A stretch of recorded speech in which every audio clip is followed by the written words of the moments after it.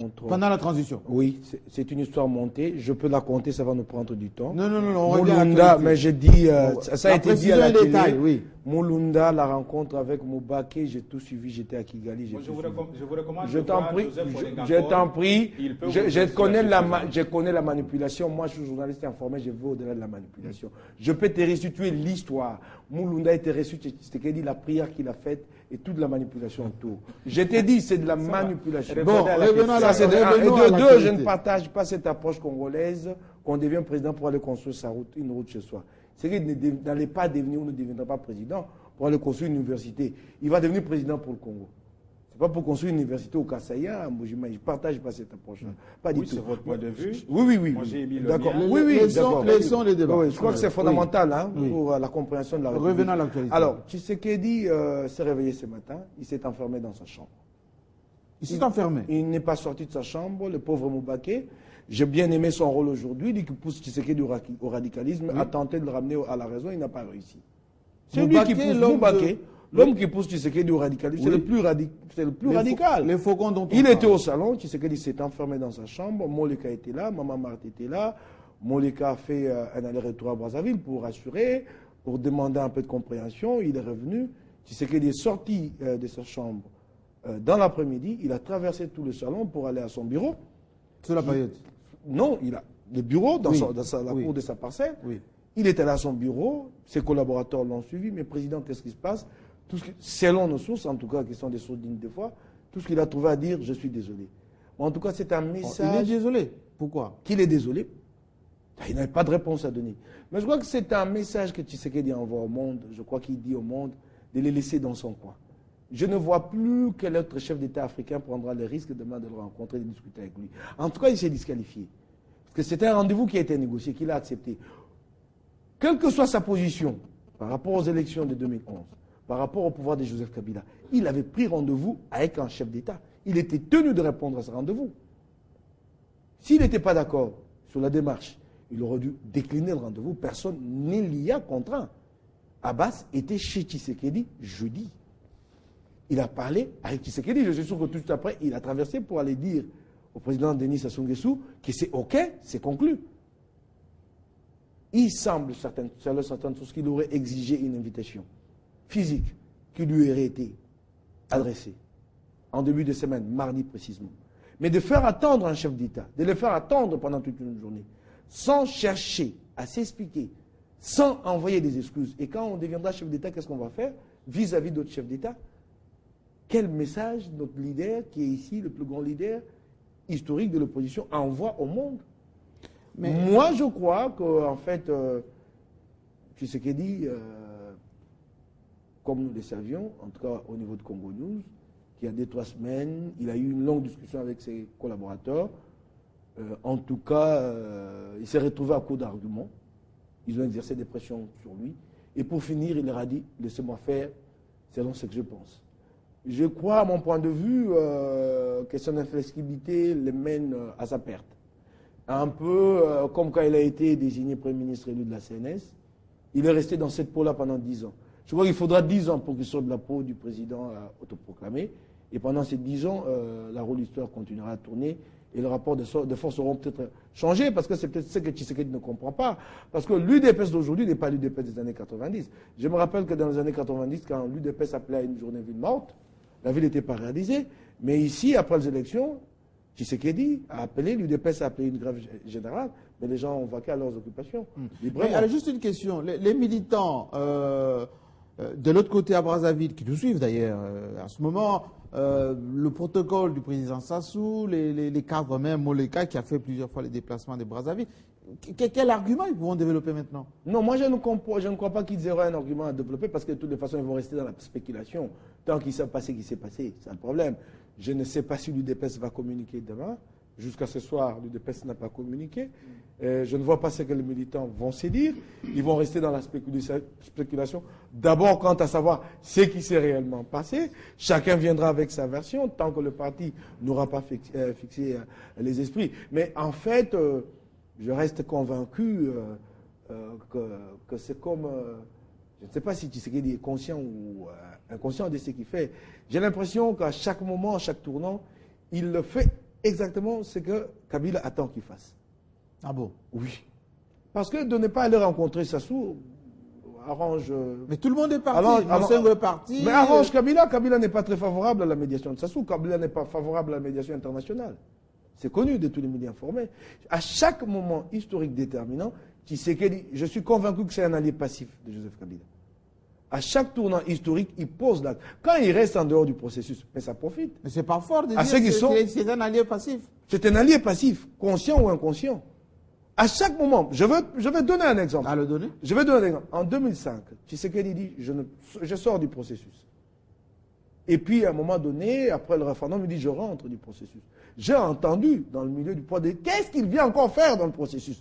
Les gens voulaient qu'il reste en dehors. Et comme lui ne comprend pas, excusez-moi, entre guillemets, quelques mois après, il s'énerve encore. Il serait dit tant mieux. Parce qu'en fait, Kabila avait fort à faire en face de Bemba et Tshisekedi. Alors, mais si Tshisekedi dégage de lui-même, il reste Bemba seul, ça lui fait moins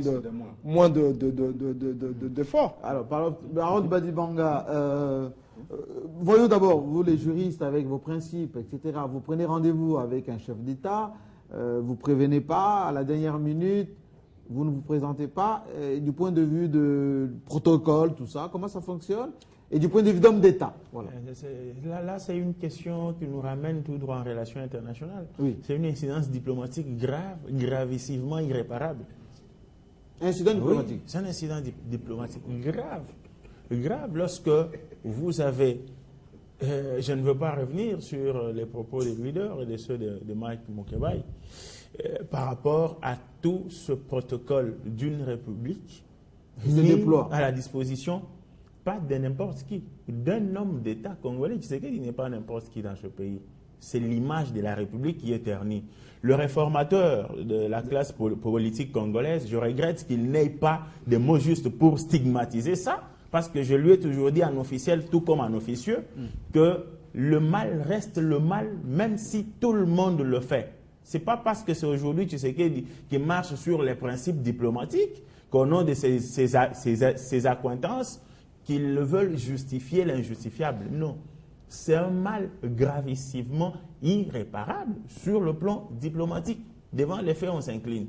Alors, par rapport à ce qui s'est fait, en tout cas, je suis désolé que les gens s'étonnent que ça soit passé ainsi. Moi, je ne suis pas étonné. Pourquoi? Mais lui, il aurait été éloquent. Mais il avait donné déjà la confirmation, Mike l'a dit. Ah, les émissaires sont venus. Vous pensez, Jean-Marie Kassama, que c'est la première fois qu'Etienne Tshisekedi wa Mulumba, l'homme de mon territoire à Kabeka-Manga Zouabilum, donne des assurances qu'il va faire ceci, il va faire cela, il n'arrive pas à le faire, c'est la première fois. Et les cas sont les gens, je n'ai pas besoin d'y revenir. Mais au-delà de ça, comme les sangs, pour dire je veux rester dans mon coin, je n'ai pas besoin de vos concertations pour arrêter les violences à l'Est, pour renforcer l'autorité de l'État, pour renforcer la cohésion nationale. L'homme veut rester dans sa républiquette de l'humité pour qu'on vienne étendre cette républiquette de l'humité à toute la République en lui remettant son impérium. Comme qui dirait, après un match de football, l'arbitrage était très mauvais. Il a accordé un coup de pénalty à Mike Mukebai ou à Sangaba Balbalende. Darin Club Motema Pembe vient après le coup de sifflet final dire négocions quand même sur ce coup de pénalty. C'est ce que Tshisekedi donne comme condition pour que les Congolais arrivent à s'asseoir autour d'une même table pour mettre fin à ce qui se vit aujourd'hui. Ça, c'est de un. De deux, le pays du peuple est inondé aujourd'hui. Pas avec des Rwandais, pas avec des Ougandais, pas avec des Américains, mais des Congolais qui ont compris qu'il faut échanger parce que le dialogue est un agent pacificateur des conflits interhumains.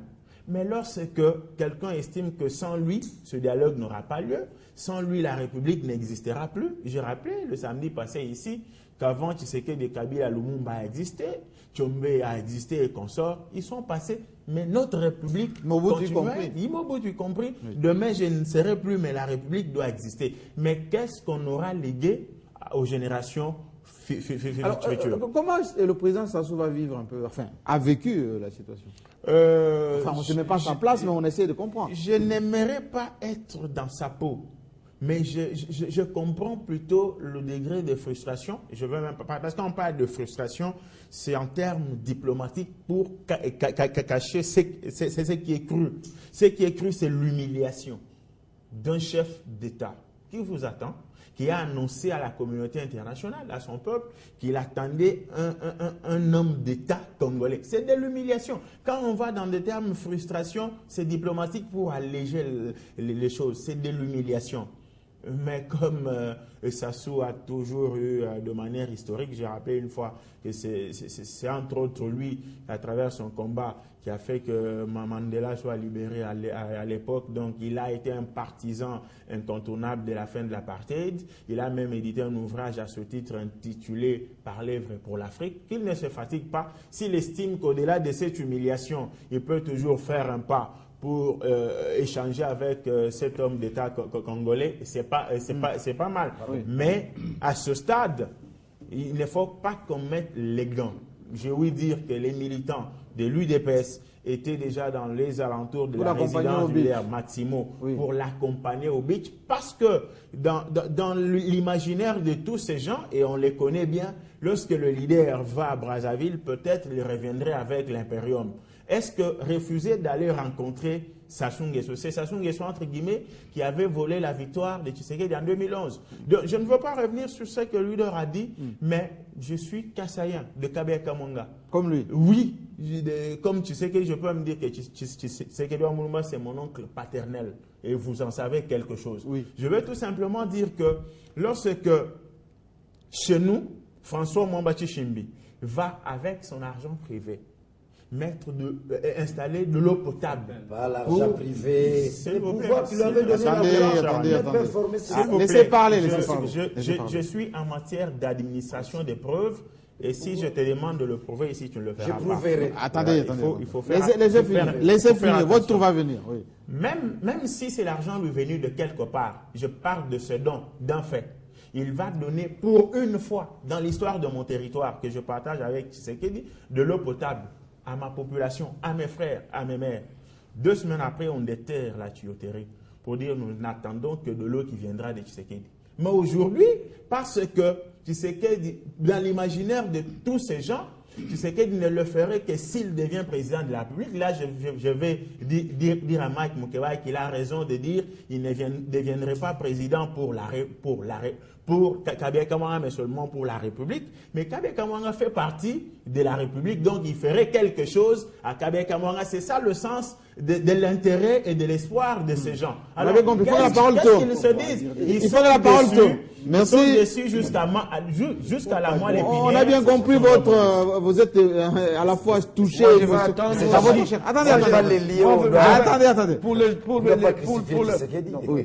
Alors, en 2 secondes, parce que la parole est ici. Moi, je crois qu'il n'y a pas de débat là-dessus. Je crois que nous sommes dans une république. Moi, je suis des Tchabambumba. Les gens vont commencer à parler de leurs petites ethnies ici. Non. Non.